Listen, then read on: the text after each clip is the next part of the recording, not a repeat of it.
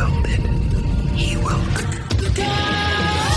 It's the Skinny on Sports Podcast with Aaron Cowk. I throw balls far. You want good words? Data language. Talk real sports with a real man. Come after me! I'm a man! I'm 40! And now, here's the be-all, end-all, know-it-all of high school, college, and pro sports. Aaron Skinny Cowk with the Skinny on Sports. We're talking about practice, man. I'm the MVP. And a good Friday morning out there, Western Oklahoma. Welcome to the Skinny on Sports right here on 98.1 FM, the Sports Animal. Glad to have you along for the next hour. It's a big week, Jared. Yes, it is. There is tons of things going on this week in the world of sports. The KECO golf tournament. That's right. It's tournament week. Young lady softball. NBA draft. College World Series. Man. We're not quite to the dog days of summer just yet. Your Rangers. Did you see what happened yesterday? Did you see that stat? I saw they made a huge comeback. Yeah. Toronto had won like 79 games in a row where they led by 6 runs or more at some point. The Rangers had lost 74 in a row when they trailed by 6 or more. Wow. Well, that snapped a couple broke pretty that, long yeah. streaks. Rangers' bat went cold for a little bit. They finally woke up. I tell you whose bat isn't cold, and his pitching arm isn't either. Shohei Ohtani. That's right. That dude is doing things even Babe Ruth didn't do. It's amazing. That is amazing. We can hit that. Of course, Jim. It's Monday. We're going to get back in touch with Jim. It's been a while since we got to talk to the Ultimate. We'll do that at 9:30, get his thoughts on the U.S. Open, the NBA stuff, Bradley Beal getting traded. Who's next? What about the Thunder? What does he want to see from the Thunder? I want to ask about Victor Wembanyama as well. What would be successful for him with the it just seems like the expectations for him are so sky high. So what is realistic? Also the college, by the way, the College World Series has been awesome. It really you're not has. watching. It really has. 6 games, 5 of them by 1 run have been decided by a run. The other one was 6-3 LSU over Tennessee. I thought ORU was going to do it yesterday. Did you see that stat about ORU? No. Holy Moses. I've never heard of such a thing. I'm anxious to hear it. Last night snapped a 7-game winning streak when they trailed by 3 runs or more. They'd won 7 games in a row after trailing by at least 3. That's crazy. That is unbelievable. We'll hit U.S. Open as well. And the Braves. The Braves organization. What's going on here? Heartless. Good grief. I seen. What a ridiculous deal yesterday. I think I saw that. Golly. We'll see how your weekend was. Everybody out there. 225-9698 is the phone or the text line. That's 225-9698. Give us a call. Shoot us a text. We can talk about anything that you want that's on your mind. Feel free to chime right in at 225-9698. If you're going to be outside the listening area, a couple of ways to stay in touch with the show. You can log on to kadsam.com. You can download the app. The app's got it all. It has got radio. It's got the Penny News. It's got Big Elk and Paragon TV. It's got it all. And then, of course, Skinny on Sports podcast is available. If you miss a show entirely, you can go back and check that out as well. How are you this morning, Jared? I'm good. How was your weekend? You're all moved in? Everything is there. Well, that's good. It's not exactly where it goes, per se, probably, but I think you'll find you'll constantly be unpacking for the next few months. Yeah. Hopefully not. Hopefully not. But, yeah, it actually looks like somebody lives there now. Well, good. Did some bunch of yard work.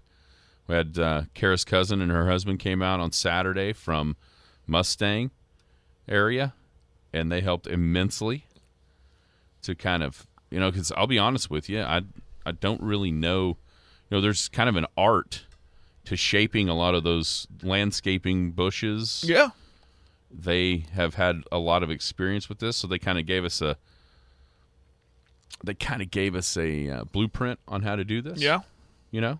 And so I kind of see what they are supposed to look like when you instead of just start hacking things off. Kind of a So we did that. I mean, it started Wednesday, and it went through about 5 o'clock Saturday and finally I was, thankfully, the storms started popping up.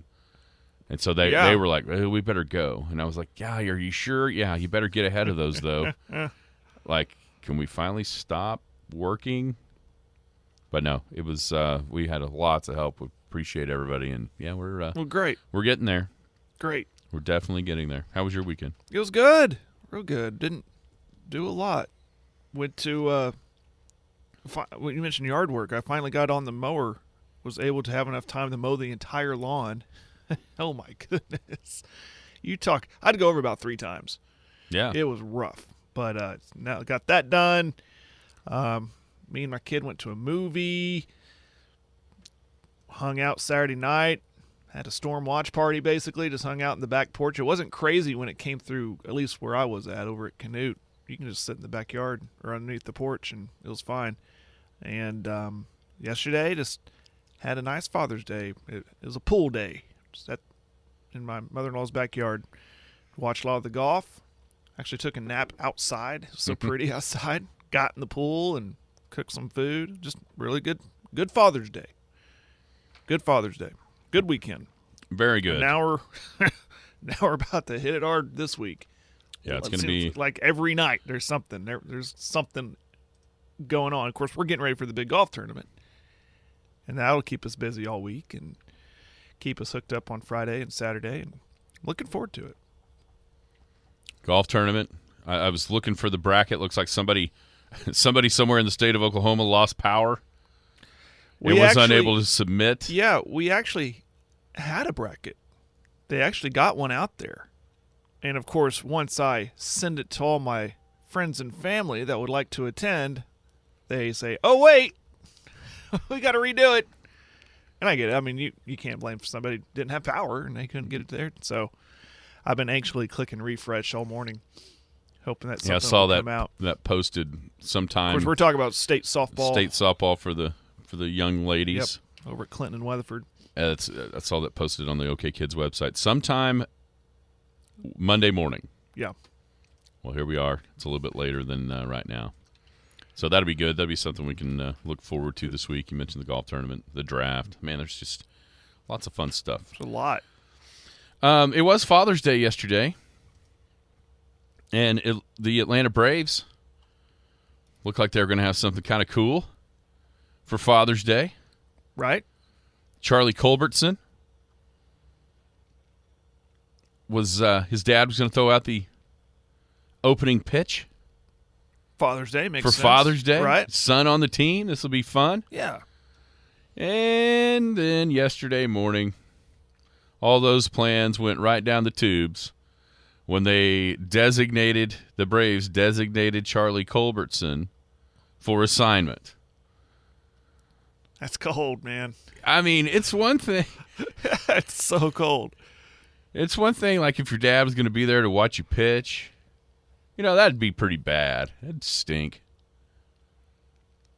Instead, they had you there to throw out the first pitch and then sent your son away back to Greenville or wherever, Richmond, wherever the Braves AAA thing is now. There is a silver lining to this dark cloud of just the business of baseball. So Michael Harris Sr. happened to be in the yard. And so they replaced Charlie Culbertson's dad with Michael Harris Sr. to throw out the first pitch. And then, oh, by the way, Michael Harris Jr. proceeded to go 5 for 5. I think he hit 2 bombs. So there is a little bit of a happy ending to this story. But dang, talk about cold-hearted. Yeah. I mean, Ouch. Really, Braves? You couldn't wait till the day? Wow. I wonder if there's some kind of deadline they had to get ahead of. Yeah. I don't know, but that's, to avoid paying him an extra. I don't know what it is, but you don't. Come on. Where's the human element in this? Think about, his dad's here. He's going to throw the first pitch. Maybe we should wait, but they don't care. They're probably, this is business. This is how it works. Yeah. I mean, if you were wondering if it was a business, the answer is yes. Ugh. That was just kind of a little bit of a bummer there on Yeah. Father's Day. Yeah. Just a little. Because you know good and well, they're like, how cool is this? Thanks, Braves. Right. Let my dad throw out the first pitch on Father's Day. This is so awesome. Thank you. Or see you bye. By the way, Dad, we don't need your services anymore either. You think they had to? You think that was just kind of an understood as soon as they sent Charlie down? That it was like, okay, yeah, I don't think Dad is going to be all fired up to throw the first pitch anymore. Or do you think they had to make that phone call? And did they have to tell them both you've been demoted? Exactly. It's like demoting both of them. Yeah. Or was Dad going, well, can I still throw the first pitch? Exactly. Hey, sorry about your luck, son, but I got the old wing ready. I've been practicing. I've been ready I'm warm. I'm ready to go. I don't know. I'd like to know this. I mean, technically, he's still a part of the Braves organization, right? I mean, he's not. They didn't cut ties with them, so. That would have been a horrible story. That'd have been the ultimate. Yeah. Like if the dad would have just been like, well, that's not my fault you got sent down. I'm still throwing the first pitch. I don't care what you say. Do better. Hey, son, do better, and they wouldn't send you down. But I'm gonna go ahead and do this. Now that might have been the best way to resolve all that. Yeah, heartwarming. The opposite of a heartwarming story on a Father's Day. Did you see the kid in Boston who got a home run ball or a foul ball, and the guy gave it to him, and he just turns around and just throws it back onto the field with his big brothers next to him just freaking out. Like, what are you doing? Thanks a lot, little bro. Yeah. Jim Traber coming up at 9:30. Get his thoughts on the golf, basketball, baseball, SEC scheduling. All kinds of different things. We got a long list because it's been a minute since we talked to him. Yeah, I mean, I'm clear back to the NBA Finals we haven't talked to Jim about. But he'll be coming up here in about 15 minutes to hang out with us for the rest of the show. All right, Jared, U.S. Open. All the talk on Friday was, obviously the record-breaking rounds by Fowler and also Xander Schauffele. The course itself, I mean, I think you got to see over the weekend what they had in mind when they chose this venue. Once the marine layer burned off, it was sunny, things got hard. You could see where they were headed because the lead going into the weekend was 10 under, and that ends up being the winning score. Mm-hmm. So it never got brutal enough for everybody to kind of back up, but it did. Play much more difficult over the weekend than it did in the first couple of days when the moisture was retained on the golf course. So what were your thoughts as far as the course itself? I think you saw some stuff that happened that, when you didn't play it right, it made you pay for it. You could see it made them pay for it. If you're being overly aggressive, I think that hurt Ricky a couple times yesterday. So I think it just played into my expectation of everything that I've heard about it and everything you've told me about it, that you saw some things like, whoa, like who was it that couldn't get out of the bunker on Saturday? I mean, just little things like that. But I think I didn't walk away from it going, or, after yesterday thinking, wow. I think I was more like, okay, this is what I was told this course was how it was going to play. And I think we saw a lot of that kind of play out. Yeah, the shot that I think yesterday when Wyndham Clark on the par 5, number 8, where he literally missed hitting it on the green by a yard, and then he was in a bush that was up to about his chest. I mean, that kind of was the idea. I think the theory of that golf course is better than the actual golf course, though. The way that, let's be honest, that swing he made off the 18th tee in any other U.S. Open in history is in gigantic rough, right of the fairway on a 520 par 4 where you're hacking out and trying to get up and down. The only difference between the swing that he made yesterday on 18 and the swing that we saw Mito Pereira make on the 18th a year ago at Southern Hills in the PGA was just the hole. He might even hit a worse drive than what Pereira hit that day at Southern Hills, and yet he was still in the fairway. I mean, they said that the fairway was 58 yards wide. He started it, 10 yards left, and it sliced all the way. He had a 60-yard slice off the last tee and was in the fairway. That is not finishing hole U.S. Open style stuff there. So I think the idea of that golf course was cool. You could see what they were thinking. The conditions never got there, and then the way that they actually set it up with the width of the fairways being so just like jarring when you saw it on TV. Yeah, I mean, if they go, I know they're going back in 2039. I think there's a lot of different questions about how they'll set that course up next time. Did it feel like a links course? Is that a stretch? It kind of was, but we'll see that next year too. They're going to Pinehurst. I promise you, the fairways at Pinehurst aren't going to be quite. It's going to be a totally different challenge. So, I think that was the idea. It just the execution wasn't great. I mean, you saw Gordon Sargent. You see that yesterday when he tapped in on 18, it popped out of the hole. I mean, that just kind of encapsulated to me what it's just kind of okay, not quite it. I'll tell you what else wasn't it. Paul Azinger. I had to look him up.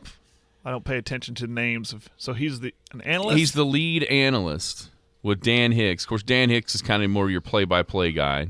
Zinger was on a tour. He's a major championship winner, whatever. Mm-hmm. But it seemed like every time he said something, it was wrong. I can relate. I mean, most notably, Wyndham Clark, after he makes a mess of 8, then he hits it toward the bunker on the par 3 9th. It stays out of the bunker. It's in that tall grass. He has to chip it way to the left. Remember this shot? It's one of the biggest shots of the day. He had to chip it way to the left up the hill, and then it started rolling back. And as he hit it, Zinger was like trying to use the slope. Well, that's not going to work. And then it just rolls down to about 7 feet. And you're like, what do you mean it's not going to work? Every shot that anybody had hit all day, even from the tee box, they'd hit it back there and it'd roll down there by the. I'm like, are you not watching? Have you not seen any of the early coverage? That's exactly what you're supposed to do. And then on 17, I mean, I get that at this point it was a 2-shot lead for Wyndham Clark. McIlroy's trying to make a charge, and listen, the 17th green was nearly impossible to hit. I think it only ended up being like 19% of the field hit that green in regulation.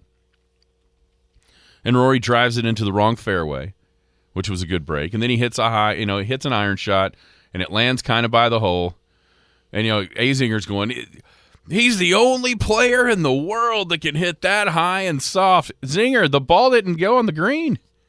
It rolled clear off. Everybody. Matter of fact, 81% of the field had already done that.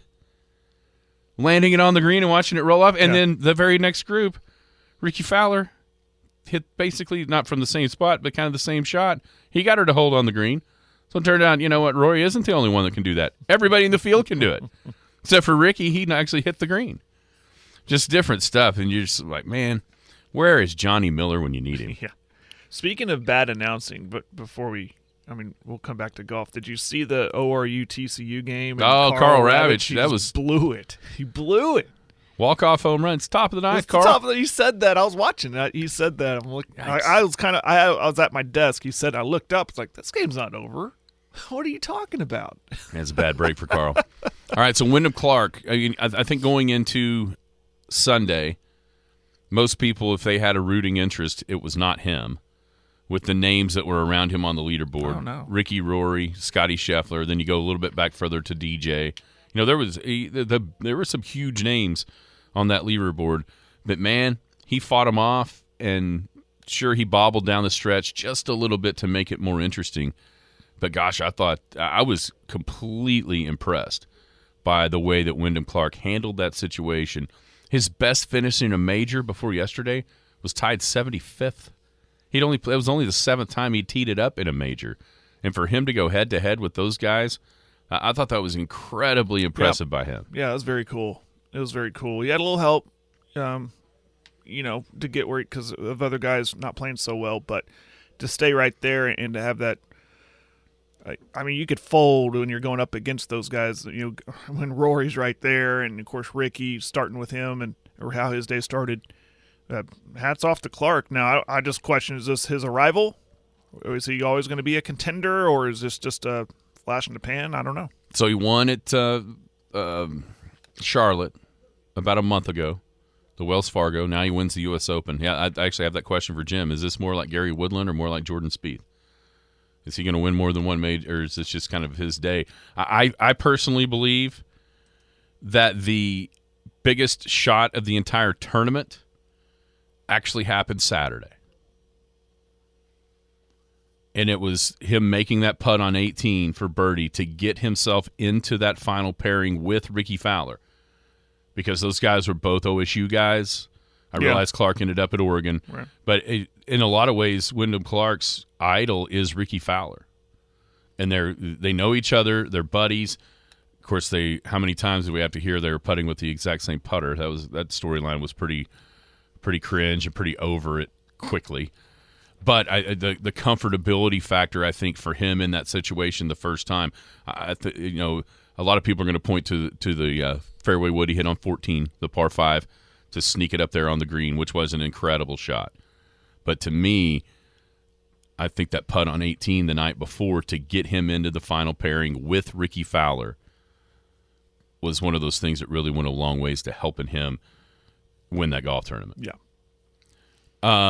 Who should feel worse, Rory or Ricky? Well, I'd say Rory, hands down, because he was again, and he can't close out. Ricky should feel great about how he played this weekend. A top 5 finish and was in a position to win. And I know going in there, all eyes were on him. And that's really the only thing I was looking for yesterday was when does he tee off? That's when I'm going to really pay attention. And Ricky didn't have his day yet. Shot his worst round yesterday.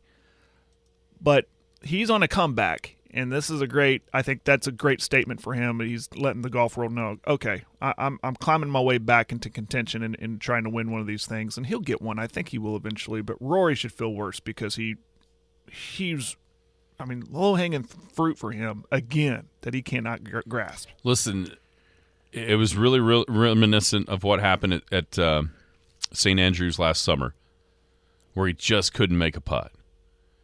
But and this is going to be no offense to Wyndham Clark, and this may end up being a soundbite for later on down the line that makes me sound really, really stupid.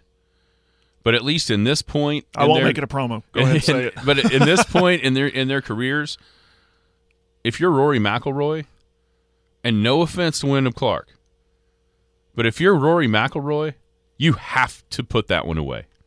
You don't lose to Wyndham Clark. You just don't. If you are the all-time great that people thought he was going to be coming off the PGA in 2018, which, oh, by the way, it was him and Ricky. How weird was that? The kind of symmetry back to that. But you just can't. You just can't. You're Rory McIlroy. He is Wyndham Clark. You have to be able to put that one away yesterday, and he just wasn't. And listen, it felt like at St. Andrews, the putter was kind of bulky. Yesterday, it seemed like he hit a bunch of really good putts, but there was just something a little off, a little too much speed, a little too less. It just wasn't quite. What I'm saying is he didn't, outside of the little short one on 8, the par 5, that he missed left, like a 4-footer, and I think it was the only one he missed from inside 7 feet the entire tournament, which ends up being the difference. But it wasn't like he hit putts and you just went, oh my gosh, that's awful. That just didn't go in. But if you're as good as he's supposed to be, and as good as he has been in the past, in my opinion, it's clearly Rory, because he has to put that away. He has to. But he didn't. And Wyndham Clark, his toughness was incredible. He made some unbelievable up and downs when he would in some different times where he hit it offline. He got off to that good start, birdie in the first, then he had a bogey, but then he came back with a couple of birdies. I mean, he played better than everybody else. And at the end of the day, he was the one of all of those last 2 groups that really had a chance to win. He was the one that made the putts. It almost literally came down to that. When he needed to make one, he did. And nobody else could do that.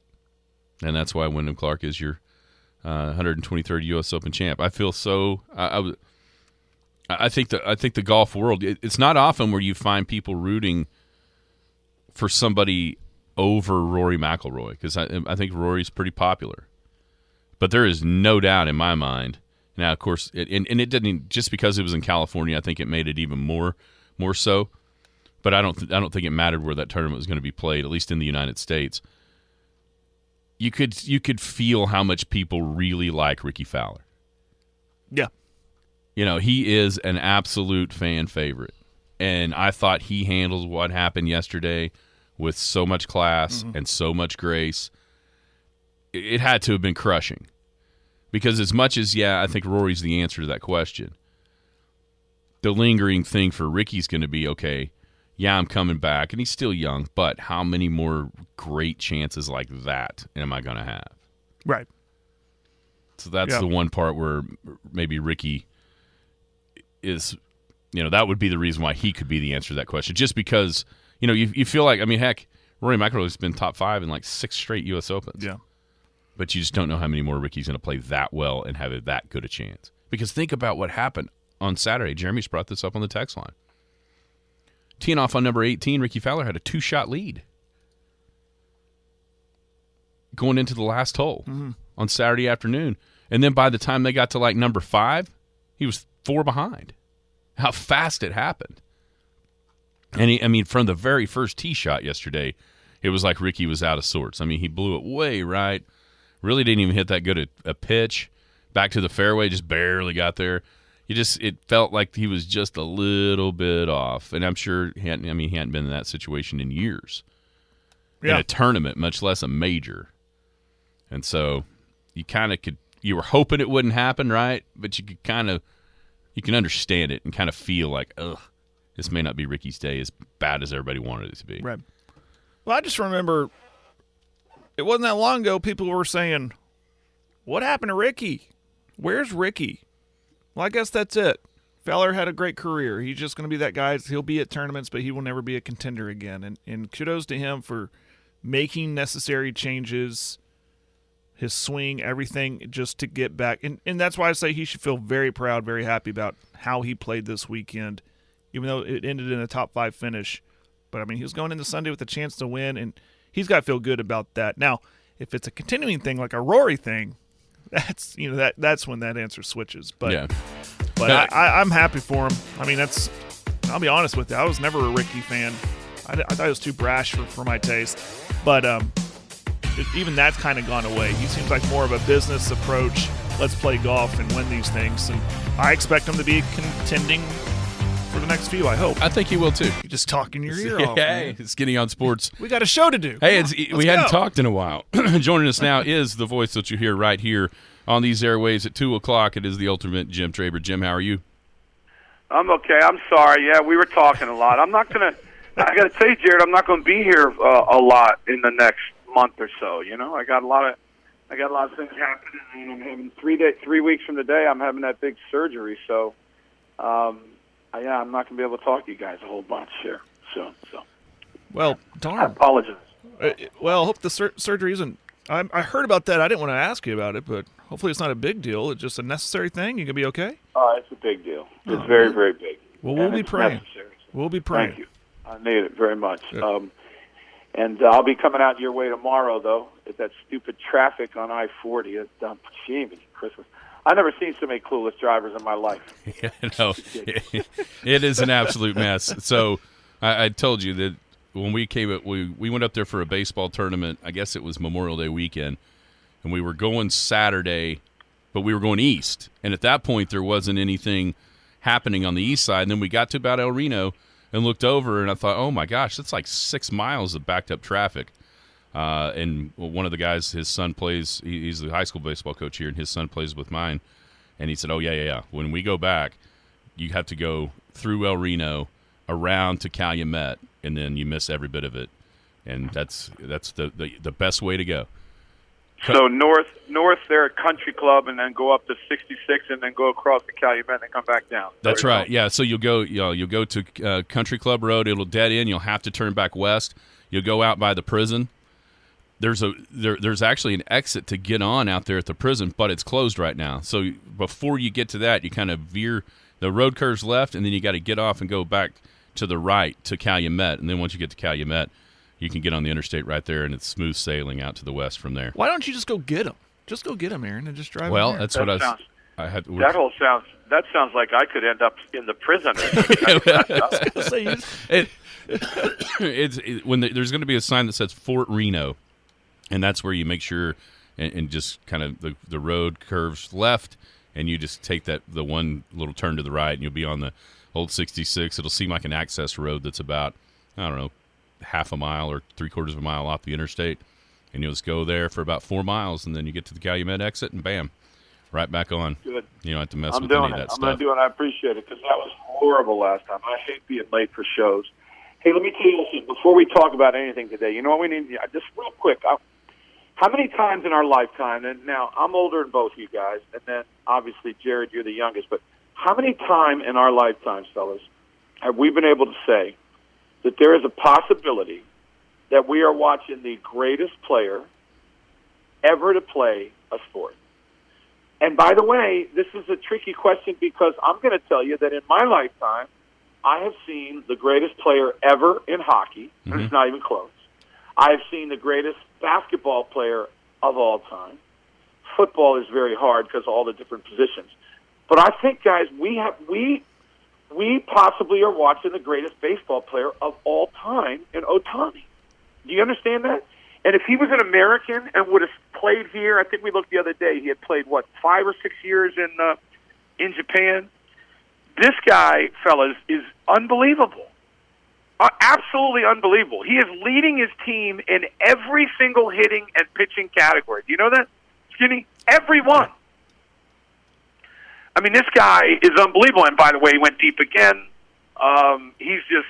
I just had to throw that. I know a lot of people don't care about it, but I think there's a chance that if he stays healthy, because remember 5 years ago we thought Trout was going to be up there too, but if he stays healthy, this guy, we might talk about him up there with Babe Ruth and those guys. Yeah, that's what I mentioned that this morning when we saw the stats that you're talking about. Every single thing is Ohtani, all the way through on both sides of the diamond, and how he's doing things that maybe Babe Ruth didn't even do. Well, he's going to win more games than Babe Ruth. Now, he's not going to catch him in some of the other numbers. And that's going to be the problem because when his numbers are all said and done, it's kind of like with Ichiro. I mean, if Ichiro was an American, I've talked about this with you guys before, if Ichiro was an American, he'd have blown by Pete Rose's hits. Blown by it. And this dude, if he would have played from the beginning, who knows what his numbers would be. But he is just, it's ridiculous how good the guy is. We're watching history. This guy's amazing. But the problem is they just don't make the playoffs. The Angels is what I'm talking about. Now they got a chance this year. They're in second place, but will people start to care if superstars like that actually get into the playoffs? I wonder, Jared, it's a good question. I wonder way back when if anybody cared if Babe Ruth was in the playoffs. I mean, I don't know. What I know is that you're right, and he's a free agent after this year, and there's a lot of talk that he may go somewhere else. To me, I don't know. It'll be disgusting if he goes to the Yankees or the Mets or the Dodgers. I mean, I just think that'll be a shame. But that's the way the game is with the no salary cap, which, by the way, I'm behind. I mean, I'm a member of the union, so I don't think there should be a salary cap either. But anyway, yeah, I mean, that's a good question. You got to get in the playoffs and do some things. But I'm going to tell you what, I'd bet some money, fellas, that if he was in the playoffs, I bet you'd do something good. Oh, yeah. Well, I mean, we kind of got to see that a little bit earlier in the year with the World Baseball Classic, kind of the play. I mean, not the Major League Baseball, but it's in that that kind of style, and he was awesome. Yeah, no, he's amazing. I mean, he is absolutely amazing, and I wish he was an American. I wish this was an American that was doing it, but it's not. I mean, it's not. So I don't know. There's not going to be enough people talk about it, guaranteed. It's just the way it is. And then, like I said, when it's all said and done, he's going to have a certain, he's not going to have 600 home runs or anything because he hasn't played long. Right. Yeah, he's going to be one of those guys. I wonder if he can get to 200. How many wins does he have? Do you guys have any idea how many wins he has? I don't know. Maybe you can look it up. I don't know. Aaron's on it. I wonder how many wins he can get to. I don't know. I wonder if he can get to 100. But Babe. For people that don't know, Babe Ruth won 100 games as a pitcher, and then was the most dominant hitter by far in the league. Wasn't even close. So, but anyway, your point is well taken, Jared. Nobody gets to see him in the playoffs. Nobody watches him like late at night. But he's really impressive. And I wonder if that is what it's going to have to take for the Angels to retain him. If he sees, man, this team just can't get to playoffs, I need to go somewhere that can. If that's a deal breaker for him, if they miss out on the playoffs, they could probably miss out on him. You know what, though, Jared? What's interesting is that these dudes from other countries, they don't think like we do. Yep. You notice? Look at Ginobili, right? Now they were going to the playoffs, but Ginobili could have made a whole bunch more money and been a whole bunch more important on a team. He was fine with what he does. Look at the way we make fun of we like to make fun of Jokic, but I love what he's all about with his attitude. These dudes from other countries don't always think as we do, so maybe he might be happy. He's closer to Japan, out there on the coast, and maybe he likes it out there. I don't know. Or maybe that 4-game series in Texas, and saying, "Hey, I like barbecue. Maybe I should come here and play." Who knows? Well, it would be impressive if the Rangers could get him. Very impressive. 34 wins, 34 and 16 so far. That's a shame. That's a shame, man, because he's not going. He'll get over 100, but I don't know how far he'll go. So. Yeah, 200 But maybe. anyway, I just had to bring that up. We got a lot of other things. Like, since I already brought that to the table, let me bring something else. Okay. I was going to do this on my show today, but I'll give it to you guys first. When are we going to start talking about Ricky Fowler as a choke artist? Well, we kind of alluded it. It's interesting because I had a question for Jared, and the question was, who should feel worse today, Rory McIlroy or Ricky Fowler? Well, Ricky Fowler is used to choking, so I guess, he made a lot of money, and it was really cool, and it was wonderful to watch. And like I said, I'm not a massive Ricky fan, but I know millions and millions of people are. And I'm just saying, when are we going to say that he's a choke artist? That's all I'm saying. He is. That's what he is. For him to drop a 75 after the golf that he played in the first 3 days is just ridiculous. Just is. And you know what, fellas? If this was Koepka or Patrick Reed or somebody like that, people would be killing him. Because it's Ricky Fowler, everybody's like, well, gosh, he sure is playing better. Yeah, you're right. It is amazing. He's a whole bunch better than he was a year ago and 2 years ago. But that's about as big of a choke artist as I've seen right there, in that right there. And he's playing against a dude who you would think the guy would be the one that shot 75, wouldn't you? I mean, everybody was like, matter of fact, I'm watching golf. I got a big old Father's Day thing going on with my whole family. My son-in-law was a really good golfer in high school. Really, he played some in college at OCU. A really good golfer. He looked over at me and he goes, "I'll bet you $20." He goes, "I'll take Rory," because I was saying, I was rooting on Clark. I wanted Clark or Scheffler to win. And he goes, "I'll tell you what, I'll take Rory and I'll take Fowler, and you take those two." And for $20, and I said, "Dude, I don't want to take your money." And but anyway, he goes, "No, come on, let's do it." I said, "Nah." He goes, "I'm not going to do it." Of course, I ended up winning, but one of the reasons why is because I could see that Scheffler couldn't make a putt, and I was a little bit worried that Wyndham Clark would feel it. Well, he had those couple bogeys. By that time, though, Ricky Fowler was done. Mm-hmm. I mean, Ricky Fowler, all he has to do is put some pressure on Wyndham Clark early, a couple birdies, you never know, but he can't do it. And then Rory McIlroy, the greatest striker of the ball off the tee of, I don't know, maybe of all time, he decides par is going to win. Wasn't that it, Skinny? That's what he said. Am I right? I'm going to win this with par. And he never went for anything. Never. He was always on the sides. I'm so sick and tired of hearing these announcers. Oh, man. You can't hit it on that side of the green. Yeah, you can. I mean, yeah, you can. It just drives me crazy. And then they'll hit the ball to 45 feet. That's a great shot. No, it's not. That's not a great shot. Okay? Now, I know it was hard, and it's the U.S. Open, but Rory McIlroy, who's one of the greatest strikers of the ball of all time, he never went for it, Skinny. Am I right? Never. He He did played not. like a sissy. He number 14, out of the rough. I mean, we had just seen Tommy Fleetwood made the only eagle of the day in a very similar spot, just a nice lie in the rough, squeeze it up there between the bunkers, and McIlroy lays it up and then dumps a wedge, which that drop, how in the world they gave him a drop there? That was the most. And then he made a six still. Ridiculous things I've ever seen. Oh, it was that's ridiculous. Whatever that rule is, it needs to be changed. I'm sorry. That's double bogey, right? Guaranteed double bogey. And he gets away with a bogey. But, no, your point is well taken. You could see his ball in that rough, Skinny. You could see it. Yes, you could. Get your daggone 5 wood that you hit 3 billion yards and bang it up there. And then they showed that stat that if you laid up, the average was like 5.3, and if you didn't lay up, it was like 4.8. Yes. Go for it. And it was that. Go ahead. Good. No, it was that hole, number 12, the one where they showed from behind. It was kind of a blind tee shot. Everyone else was hitting 3 irons and having like 160 in. Wyndham Clark blasted it up there with his driver to like 80 yards and just made that shot so much easier. It just felt like that course wasn't a real U.S. Open test in a lot of ways, and McIlroy played it like it was. This tee shot on 18 to me, we were talking about the course. You could see yesterday and even on Saturday, like what the idea was, like why it got picked by the USGA, because it had certain things. Clark shot on 8 yesterday on the par 5.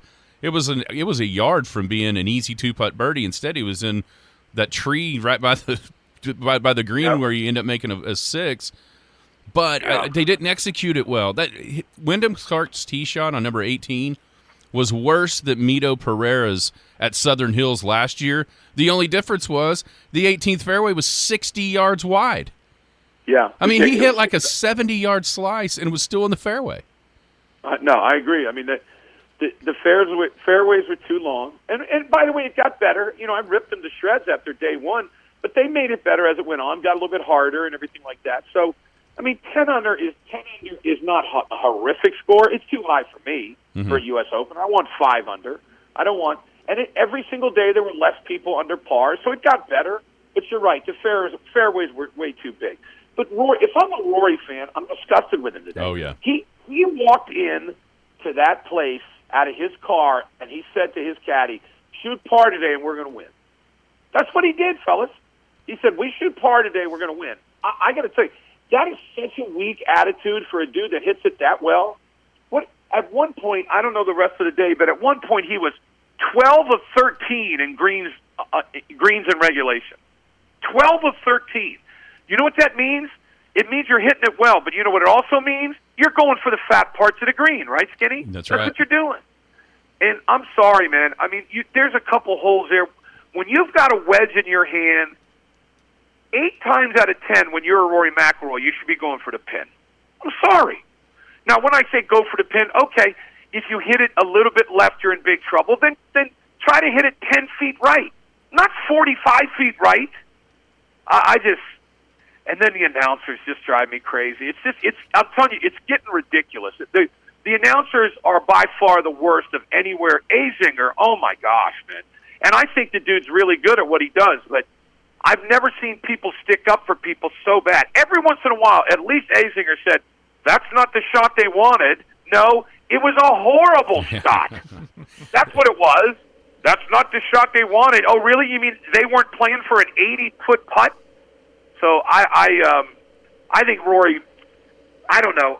Look, I don't know who it is that Rory listens to, whether it's his wife, his caddy, his coach, his dad. Somebody needs to say to him, Rory, dude, you're probably the best golfer in the world, all right? You have got to go for it. And he won't do it. He didn't do it. It's just shocking. The one thing I will give credit for with Ricky Fowler is that dude was going at some things. All-time record for birdie in a U.S. Open. But most of the time, he was going for things. Now, if it was stupid, he didn't. But I'm telling you, Rory, if you can show me one hole where he went for it yesterday, I would love to see it, because I don't think he went one time for anything. Just the first. The very first hole. He just obliterated that hole every single time. But I know. It just, like, the very last shot, the very last iron shot, he's got like 8 iron, The guy is a natural drawer of the golf ball. He just is. When his best swings are all towering high draws. And in the most pressure-packed shot of the week, he tries to work a cut in there, and he hits it dead straight, and it's 50 feet. When he needs to make a birdie, it just doesn't make sense. For me, though, Jim, I thought the biggest shot, 14 when Wyndham Clark knocked it on into, as far as yesterday, was probably the biggest shot of the day because it gave him the breathing room that he needed by making that birdie. But for me, the biggest shot of the day happened on Saturday, and that was when he knocked in that birdie putt and was able to be in the final group with Ricky, and the comfortability level that those two have with each other, the OSU ties, their buddies off the course. I thought Wyndham Clark might have ended up winning the U.S. Open on Saturday when he birdied 18. That's a great point, Skinny. I'm going to use that and give you credit today because I think that is a great, great point. Yeah, it's a lot better to be able to play for a friend, with a friend. And then on the other side, what blew it for Ricky was I told my son-in-law yesterday, him missing that putt on 18 on Saturday. I mean, are you kidding me? I mean, just knock that thing in and go with the lead. Now, he probably would have choked it off anyway, but at least you don't have to think all day. Who was it? It was Azinger who said, you're going to think about that overnight. You better believe he's going to think about that overnight. Yeah, I don't know, man. That was an amazing thing to watch. You have Scheffler, who's, hitting the ball absolutely perfect and can't make a daggone putt. You've got Cameron Smith that if that dude could hit the ball better, he's the greatest putter I think I've ever seen. You've got, obviously, you got Ricky, who is a choke artist. You got Rory, who's playing like a child. And then you got Wyndham Clark, who's he's taking advantage of everything else. And then on 14, like you said, he said, I'm going to hit this thing on the daggone green. And, he made those two bogeys, which obviously both of those are two tough holes. But then on 18, he had some great up and downs, didn't he? That up and down on 17 and the up and down on 18, he deserved it. Wyndham Clark deserved it, man. And he's a good player. He's a really good player. We'll see. I don't think that's the last of him, guys. Okay. I don't think he's one of those fluke guys. That's what I had. Is he more Gary Woodland or Jordan Spieth as far as winning major championships? Yeah, I like Gary Woodland, but that's a really good point, too. I don't know. Jordan Spieth, I don't know. I'm wondering if Jordan Spieth's ever going to win another major.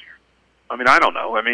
He's a really good golfer, but sometimes, I don't know. He's such a. They seem like they're so psychotic, him and his caddy sometimes. I don't know. I'm predicting Wyndham Clark will win something else. So far he's already won an elevated and a major this year. It's pretty impressive. Pretty impressive. He was good. He was the only one that made any putts yesterday out of those four guys that really had a chance. He was the one that made the putts, and kudos to him for doing it.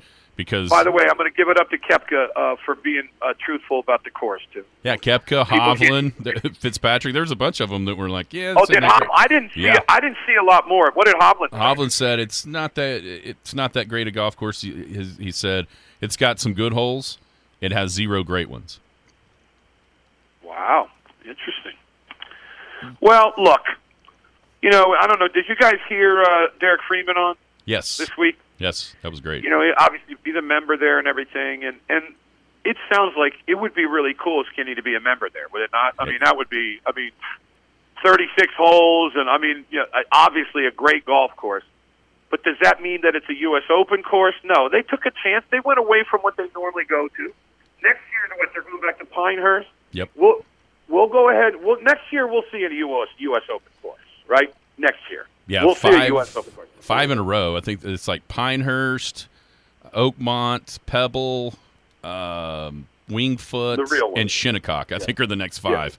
Maybe not in that order. The real one. Yeah, it's going to be. You know me, fellas. I'll rip. I'm not afraid to rip anything or anybody. I'm not going to rip the USGA. They tried to do something different. Now, I will say this: if the winning score would have ended up 17 under, I would have been going crazy. But 10 under is not horrific. And the last 3 rounds were serious. That first round, I don't know what they were doing. They were just saying, "Hey, fellas, we're going to see how good you can score." You don't do that in the U.S. Open, Skinny, right? You don't do that in the U.S. You don't say to the players in the U.S. Open, "Go light this thing up." You don't do that. No, and you can do it in other tournaments. You don't do it in the U.S. Open. So they made a mistake. They made up for it. The last 3 rounds were U.S. Open golf, but it's just not the. It's just let's put it this way: it'll never be back there. You agree with that? It's scheduled to be back in 2039.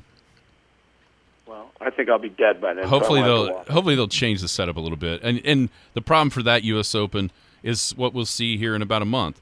Weather dictates a ton of it because that first day, that marine layer never burned off. It was soft, and I don't care where you put the pins. When you've got fairways that wide and those guys can hit it in the fairway, you can put the pin wherever you want to. If it's soft, they'll get to it. Well, the key is the fairways have got to be at about an average about 5 feet smaller. Yep. I mean, at an average. Now, that number 18, it's ridiculous to have a 60-yard fairway. Gee, many Christmas, 60 yards? That's absurd. They got to cut them down. They got to cut the fair. If they have it, if they do have it in 2039, then they need to just cut the fairways down.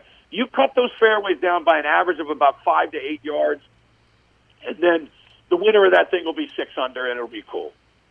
Yeah, I think that's right. I completely agree because once the lead got to 10, it stayed there over the weekend. It never moved. So a couple of even par rounds there. What about the College World Series, Jim? We were visiting it earlier, Jared and I. It has been an awesome start. 5 of the first 6 games, 1-run games. Oral Roberts had an amazing streak snapped last night. I've never even heard of this. You see that? They'd won 7 straight games when they had trailed by 3 or more runs before last night, and they almost came back and won last night. It's just been awesome so far up in Omaha. It has, and I will tell you this, as much as I give it up to ORU, they're one of those teams that probably does not need to come through the loser's bracket. Yeah. I mean, when you've got a team like Oral Roberts, you're not going to be as deep as some of these other teams. They really needed to win that game against Florida. But, I mean, they still got a chance. I mean, they're an amazing comeback team. And I said yesterday when they're down, I said they're right where they want to be. They really were. But just an amazing story. And I'll tell you something, and the thing that I love most, OSU baseball, they've got to be soul searching up there, fellas, because OU goes to the finals last year. ORU's in the in the World Series this year.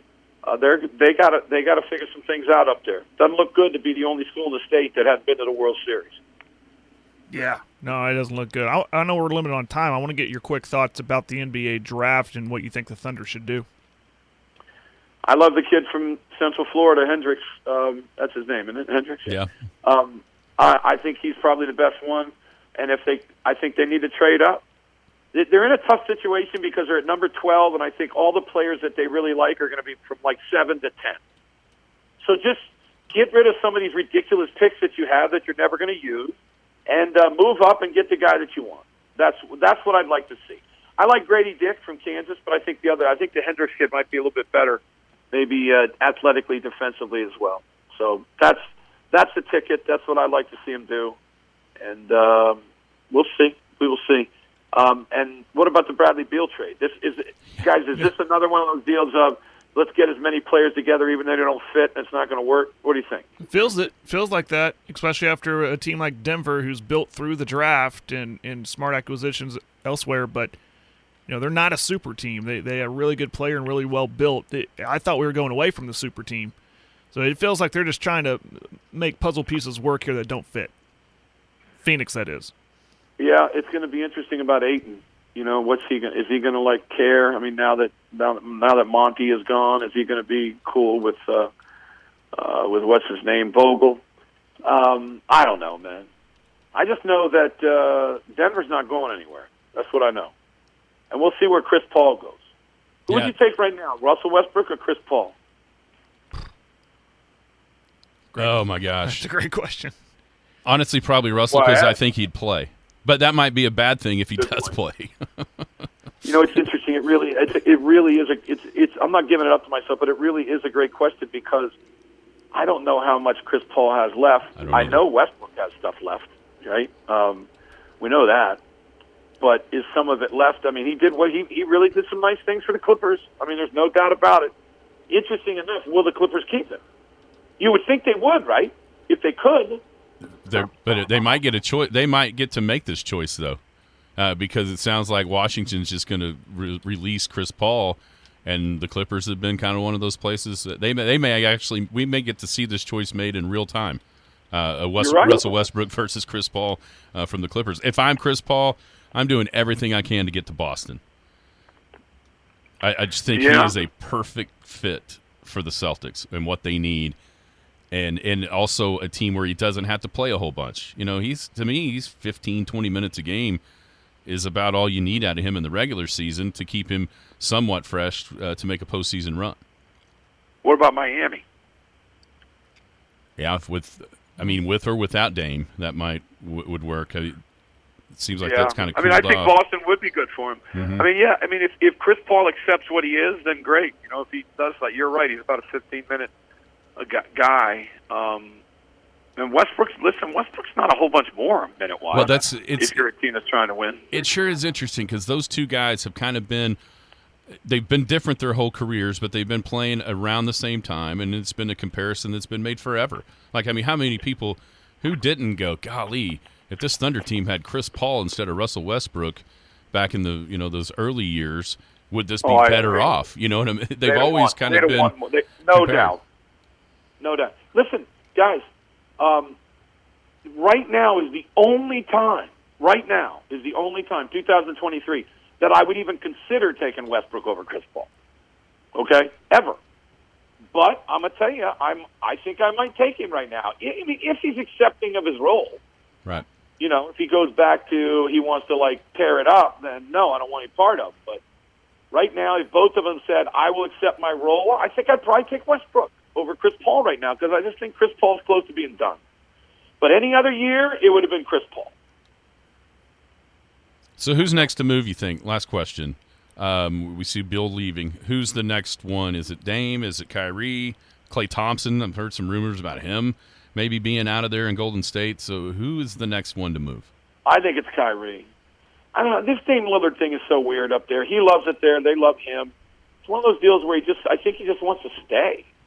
I don't want to rip the guy, but I wonder if he really wants to win, you know? I don't know. It doesn't seem like he does. I mean, maybe he does. I'm not saying he don't want to win, but I think it's more important for him to be where he is. So I'm going to say Kyrie is the next to move. And don't ask me where because I got no idea. Lakers, maybe? That would be beautiful if he went to the Lakers. Does Draymond not fall into that mold? Yeah, Draymond. I mean, I think Draymond's going to the Lakers. I think that's already a done deal. Think so? There was talk about that before that season was even over. Yeah. So I don't know, Draymond. Is there anybody on that team that he could punch? Austin Reeves. Oh my God! You don't want to punch him. Everybody loves him. Oh yeah. Hey man, what's coming up on the podcast today? You know what? We got a great one today. It's about Father's Day. Julie talked about her father. I talk about my father. I end up crying like a baby. It's really good stuff about fathers. And I want to wish everybody a day late, you guys and everybody out there, for happy Father's Day. And it's a great time, man. Great time when you got little ones. I had all my children home this weekend and all my grandbabies. Everybody was at the house. It was really, really special. I remember my dad used to start tearing up when everybody would be together, and he would say how happy he was. And now I'm acting just like I used to make fun of him, but now I act just like him. So it's crazy. So the Julie and Jim Traber podcast, go to sportsanimal.com or anywhere else you want to find it where there's podcasts. It's a really, really good one this time. Well, very good. Hey, thanks for coming on. We finally got back in touch, and then I know we're going to have a pretty lengthy break here as well. But, yeah, we'll be listening at 2 o'clock, and we appreciate your time. Well, if you guys are going to do your show on the 3rd, July 3rd, I'll come on. But if not, then we'll talk soon, though. All right, man. Hey, thanks, Jim. Have a great day. Thanks, Jim. All right, fellas. See you guys. That is the ultimate Jim Traber joining us here on a Monday, recapping everything in the world of sports, U.S. Open. Big-time stuff from that. Yeah, I mean, I think he's more on Ricky than Rory, honestly. I feel like it, yeah. Yeah. I'm just happy Ricky got back in that position. Now, the question, and my tune might change if he keeps finishing where he does and he can't break through. It's like, all right, now's the time, bro. You need to take one of these. You need to win one of these. And Rory, I mean, the whole idea of Parr's going to win it, that's not winner's mentality, man. You got to be – a champion does not think like that. A winner does not think like that. A winner says, I want to put my foot on the throat. I want to go. I want to win this thing. Or put my foot on the gas or whatever you want to use. So that's shocking to me. I guess I didn't hear that part. or I didn't catch on to that. So, and I'm almost in the, willing to take the bet of will he ever win one again? Kind of like a Tiger bet that Jim had a few years ago, famous bet that he had. I mean, of course, Tiger won one, but Tiger's a winner. He finds a way to win. He's a champion. That's what winners do. What's going on, Rory? Here's the difference. I wish I'd have said this earlier. There was an intimidation factor about Tiger. That these guys now just don't have. Yeah. I mean, that's kind of what I was getting at with, like, Rory, you have to beat Wyndham Clark. Yeah. I mean, I guess you can say Y.E. Yang, and that is true. He stared down Tiger and beat him in 2009 at the PGA. Nobody else did. And that's where, a lot of times, I promise you, there were times in those major championships where Tiger Woods went out there thinking even par is as good as I needed to do. Mm-hmm. But he that's also because he knew they were going to. But he knew they were Yes. going to fall. Yes. That's the difference in this. It's an amazing deal because there's more guys that can win. We just saw it. Wyndham Clark. There's more guys that can win now than maybe could before. But at the same time, there's one guy that I think affected the other ones unlike anybody now does. No one is scared of any of these guys. Nah. And I don't think that. I think that's the difference between a Jack and a Tiger. Right. In these closing rounds, we never really saw Tiger Woods have to shoot 65 or 64 because 68 was good enough. Right. And the difference between the infamous Tiger roar, right, of the crowd on Sunday, if he's making par, there's a roar. Now, if Rory's making par, it's a nice little golf clap. Let's move on. Well, here's another thing. And nobody takes notice of that. Other golfers, that is. At this venue, did you see the ticket thing? All the ticket I did. controversy? Yeah. So there was only 9,000 general admission tickets per day, which to me, general admission, that means cheaper and you get the rowdier bunch out there. Well, the members at LA Country Club bought up half of those. So there was really only 4,500, what you would say, quote-unquote golf fans out there. Mm-hmm. It's a little bit like how sterile the Super Bowl is now. It's so corporate that you don't get the true fans, you know what I'm saying, out there because it's so dadgum expensive to do it. And I think at this venue specifically, one, it was already kind of locked up where there wasn't a lot of places to be. And then when that happened, Ricky made that putt on Saturday from 80 feet off the green on number 13. And you barely even, it was like it was Thursday morning. Right. Just barely some clapping. Yeah. You're like, what in the world? That's a guy that, and maybe it was just because it was at that hole. And I know that where that was situated, that was the green over there by the Playboy Mansion that we talked about. And then that next tee box, a little bit like, say, 12 at Augusta and then 13T, where there's nobody around those greens. Mm-hmm. They're back by the tee box at 12 and you can see down there to the green or whatever. So a little bit like that. But, man, it was amazing to listen to the lack of noise that was out there this weekend. And then just all of a sudden, as everything was finishing up, then everybody rushes to the front of the green, and kudos to Wyndham Clark for not letting that bother him. Right. Yep. Because that had to be a little bit unsettling for all that movement, everybody around, and to be able to two-putt from 60 feet, knock it in there stone dead. There's no way he was going to miss that next one unless the cup knocked it out like it did to Sargent. They fixed that up. But, kudos to him. But it just felt like yesterday was just set up to be so awesome, and it wasn't.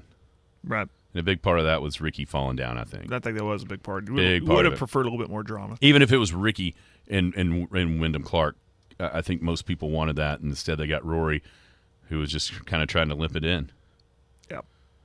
And we see a stat right here. Strokes gained putting for Rory McIlroy. Round 1 plus 2.7. Round 2 plus 1.8. Round 3 minus. Round 2 minus. Or round 4 minus. His putter just got worse and worse. And I think a big part of that is what Jim said. He quit playing aggressive. He started playing for par instead of making a birdie or two to really ratchet up the pressure. Yep. Anyhow, it was a great weekend. Yeah. West Coast golf, there's nothing like it. I mean, it threw my clock off. I thought, it's over. It's 6 o'clock, and it was like, what time was it? It was later than that. it was like 10:30 on Saturday. Everybody have a great day. You've been listening to the Skinny on Sports podcast with Aaron Cow. Be sure to hit that subscribe button to get alerts of when the latest podcast is available. Thanks for listening. That ball is blistered to right. Way